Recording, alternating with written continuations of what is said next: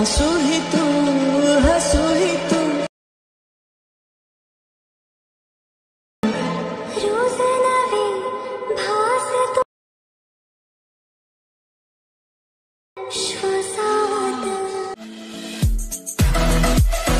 सूर ही तू, ताल ही तू, हसू ही तू, हसू ही तू, रोज नवे भास श्वासात। स्वागत आहे मित्रांनो पुन्हा एकदा तुमच्या भावाच्या YouTube चॅनलवरती, ज्या चॅनलचं नाव आहे RS क्रिएशन। तर आजचा व्हिडिओ एकदम खास आणि जबरदस्त झालेला आहे मित्रांनो, जरा स्किप न करता शेवटपर्यंत। व्हिडिओमध्ये वापरले जे बीटमार्क आणि शिकेबी प्रीसेट याची जी लिंक आहे ती मला आपल्या वेबसाईटवर मिळून जाईल। त्यातून तुम्ही इझिली इम्पोर्ट करू शकता अलाइट मोशनमध्ये। तेच आपण व्हिडिओमध्ये वापरले जे मटेरियल आहे याची लिंक तुम्हाला आपल्या वेबसाईटवर मिळून जाईल। तेथून तुम्ही इझिली डाउनलोड करू शकता आणि यूज करू शकता स्टेटसमध्ये। तर चॅनलवर नवीन असेल तर चॅनलला सबस्क्राईब करा आणि बेल आयकॉन ऑलवर सेट करा। तर तुमचा जराही न वेळ घालवता व्हिडिओला सुरुवात करूया। जय श्रीराम, जय शिवराय मित्रांनो।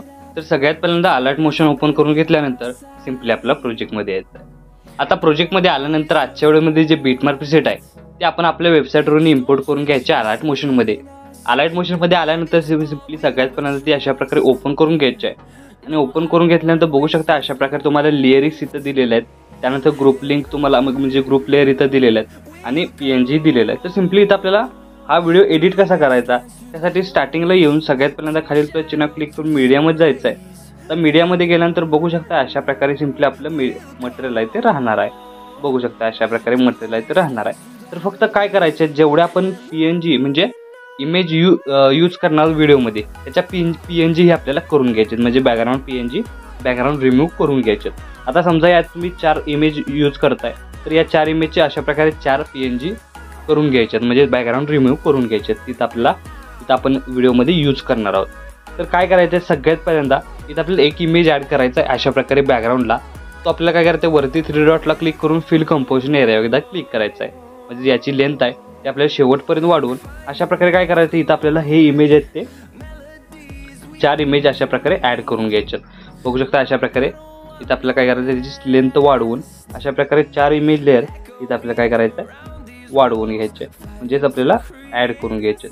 तर सिंपली बघू शकता 4 इमेज लेअर इथं आपण ॲड करून घेतल्यानंतर सर्व इमेज आहेत ते फुल स्क्रीन करून घ्यायचे। आता फुल स्क्रीन झाल्यानंतर नेक्स्ट स्टेप काय करायचं आहे की प्रत्येक इमेज लेअर आता स्टार्टिंगपासून जो इमेज लेअर आपण ॲड केला आहे तो सिलेक्ट करून ब्लेंडिंग आणि ऑपेसिटीमध्ये जाऊन याची ब्लेंडिंग ऑपेसिटी आहे ते आपल्याला 30% करून घ्यायचे आहे आणि इफेक्टमध्ये जाऊन ॲड इफेक्टमध्ये जाऊन सर्क्युलेशन आहे ते आपल्याला -100 करून घ्यायचं आहे। आता अशाच प्रकारे काय करायचं आहे इथं आपण हे सर्क्युलेशन केलं आणि याची जी इमेज आहे तो तुम्हाला अशा प्रकारे इंटरफेस दिसून येणार आहे।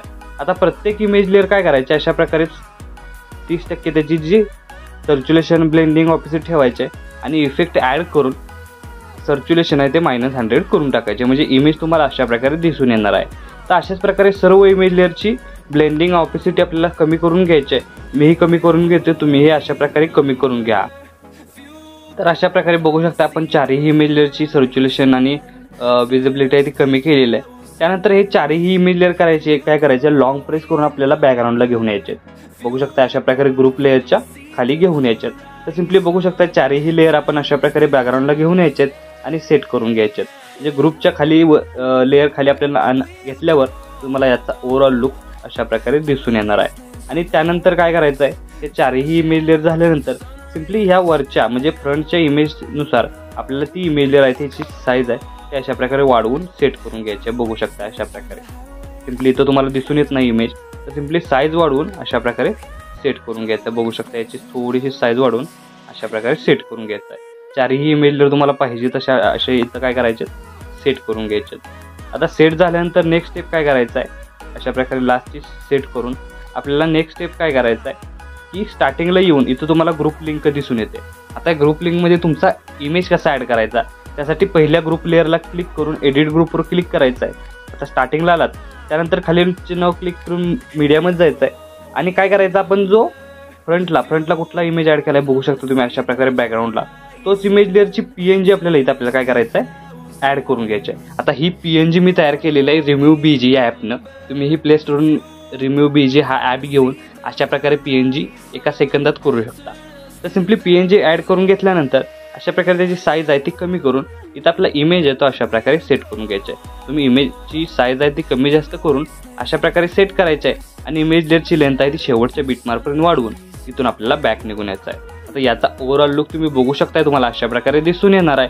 त्यानंतर अशाच प्रकारे प्रत्येक आपली ग्रुप लेअर आहे ती क्लिक करून एडिट ग्रुपवर यायचं आहे. खाली आपलं चिन्ह क्लिक करून मीडियमच जायचं आणि जो बॅकग्राऊंडला फोटो आहे बघू शकता सेकंड नंबरचा बॅकग्राऊंड आहे तो अशा प्रकारे तुम्हाला दिसून येणार आहे. तर त्या बॅकग्राऊंडचा जो फोटो आहे तोच फ्रंटला इथं आपल्याला काय करायचं PNG मध्ये ॲड करून घ्यायचा आहे. अशा प्रकारे बघू शकता.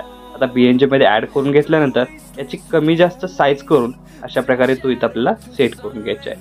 आता सेट करून घेतल्यानंतर बॅक निघून आल्यानंतर बघू शकता फर्स्ट आणि सेकंड लेअर तुम्हाला अशा प्रकारे दिसून येणार आहे. आता अशाच प्रकारे दोन्ही उरलेल्या तुम्हाला करून घ्यायच्या आहेत.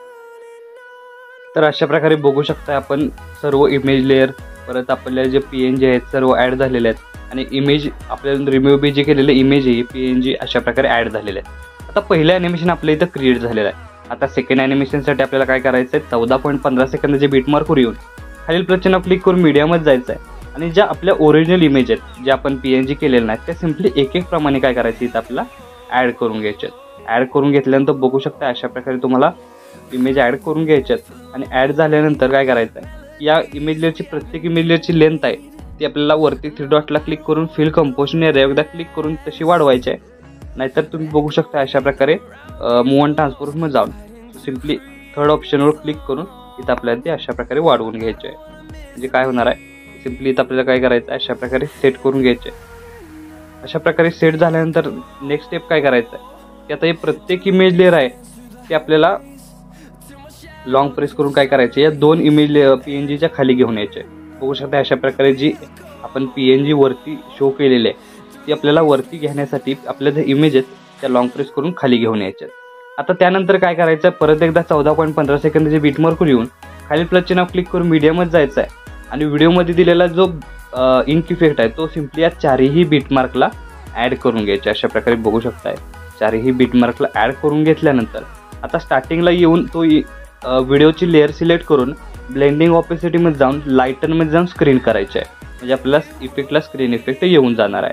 त्यानंतर अशाच प्रकारे आपल्याला चारही लेअर आहेत ते आपल्याला अशा प्रकारे लाईटनमध्ये जाऊन स्क्रीन करून घ्यायचे आहेत आणि स्क्रीन करून घेतल्यानंतर स्टार्टिंगपासून याचा ओव्हरऑल लुक तुम्हाला अशा प्रकारे दिसून येणार आहे. तर आपला स्टेटस आहे तो इथं क्रिएट झालेला आहे. आता याला सेव्ह करण्यासाठी काय करायचं आहे आपल्याला वरती ॲरो चिन्ह एकदा क्लिक करायचं आहे. ॲरो चिन्ह एकदा क्लिक केल्यानंतर आपला स्टेटस आहे तो इथं आपल्याला व्हिडिओचं ऑप्शन सिलेक्ट करून एक्सपोर्टवर क्लिक करून अशा प्रकारे आपल्या गॅलरीमध्ये सेव्ह करून घ्यायचं आहे आणि सेव्ह झाल्यानंतर आपला स्टेटस आहे तो इथं क्रिएट झालेला आहे. तर आजच्या व्हिडिओमध्ये एवढंच मित्रांनो, भेटू पुढच्या व्हिडिओमध्ये. तोपर्यंत काळजी घ्या.